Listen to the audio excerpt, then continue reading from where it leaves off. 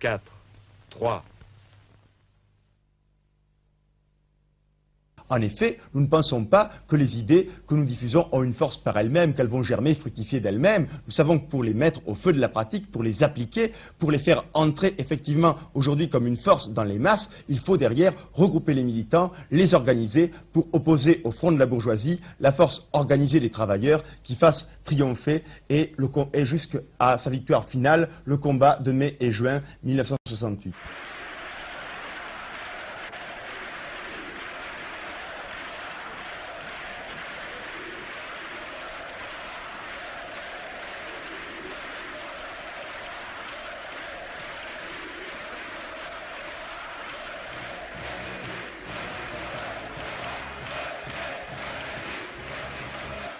Le courant issu du trotskisme, lui, était né de et par l'histoire. Donc, c'est pas par hasard que Krivine était étudiant en histoire. Et, bon, à partir de ce moment-là, il fallait se ressourcer dans l'histoire pour essayer de comprendre comment on en était arrivé là.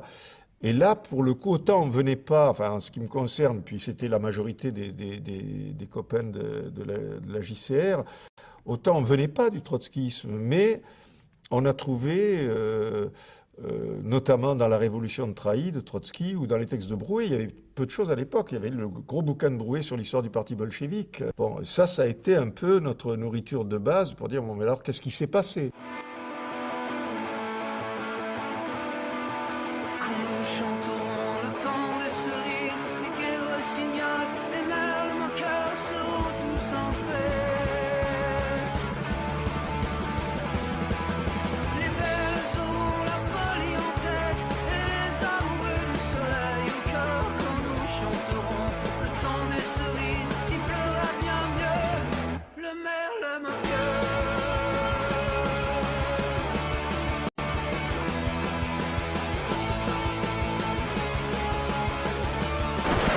Oui, avec la 4e internationale, ce n'est qu'un début.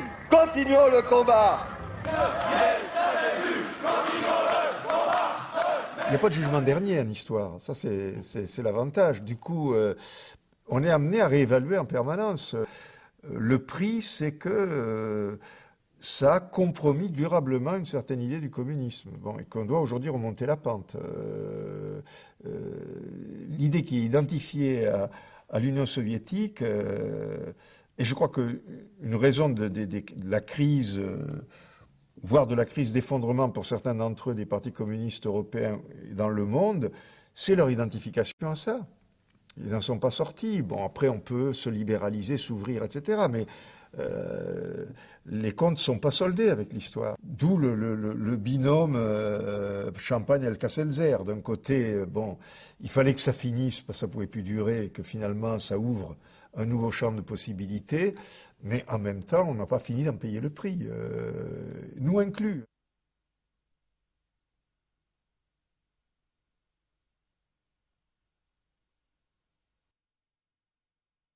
C'est vous qui parlez, mais en vérité, c'est la Révolution qui parle à travers votre bouche et qui écrit avec votre plume, puisque le titre, c'est « Moi, la Révolution ». Et la Révolution, on le voit bien dans votre pamphlet, qu'elle n'est pas très contente de ce qui se passe aujourd'hui, elle est même assez en colère. Est-ce à dire que ce livre, ce pamphlet, est né vous-même de votre propre colère, à vous?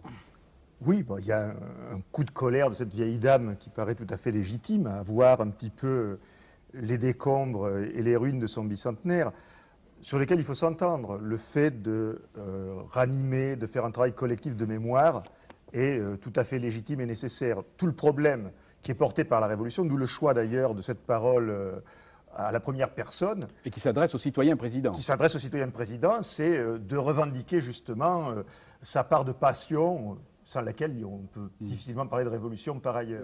Oui, ce qui me frappe en lisant votre livre, c'est que c'est ce qu'on appelait autrefois une prosopopée. Vous faites parler la Révolution, et au fond, vous nous dites implicitement la seule vraie commémoration possible, ce serait de refaire la Révolution. Bien sûr. C'est ça, bien sûr, bien sûr. Les mots sont sortis blessés, il n'y en a pas d'innocents. Communisme, bon, c'est quelque chose... En même temps, il ne s'agit pas d'en faire non plus une sorte de fétiche identitaire. Moi, je pense que c'est une idée qui a du sens. C'est que si on prenait le vocabulaire actuel, à tout prendre et avec les inconvénients de de chacun des mots, c'est celui qui a le plus de sens et de contenu.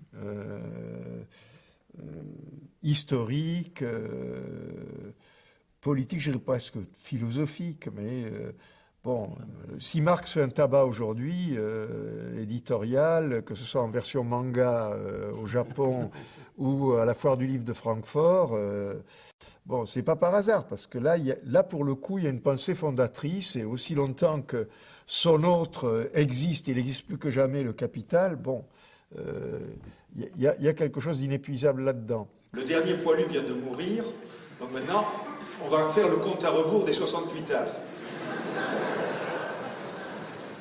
Mais par ailleurs, moi je suis plutôt convaincu, vu le creux qu'on vient de passer, et vu ce qui se prépare, et vu la génération qui vient, qu'aujourd'hui la transition se fait, et qu'il y a toute chance que, peut-être pas la révolution tout de suite, mais en tout cas, reconstruire un mouvement de résistance, transformer les révoltés, les rebelles d'aujourd'hui en révolutionnaires, ça c'est possible, et on le fera ensemble.